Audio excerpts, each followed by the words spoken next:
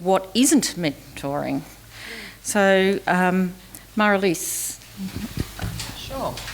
So I guess in answering this question, we tend to use three different modes, if you like. So certainly we've talked about mentoring and what it is, but you might want to contrast that to coaching or sponsorship, which is some terms that are often also used. So certainly in our work, we think of coaching as often when you're working with a coach, you have a very specific either personal or professional development goal that you might want to work on.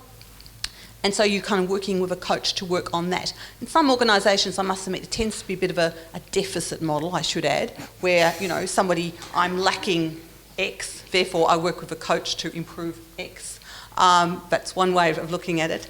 The other point around sponsorship, and I think this draws really nicely on Seanna's comments, where sponsorship I kind of think of as those everyday moments of generosity where somebody will say, gee, actually, have you heard there's a conference going?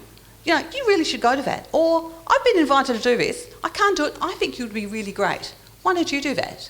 So those things that I think both benefits individuals, but I think more importantly for me, they actually build a real culture of generosity, where I think is what we should be hopefully striving to, where we value that kind of collegiality amongst our colleagues. So I guess I think of mentoring in contrast, if you like, to perhaps sponsorship or coaching.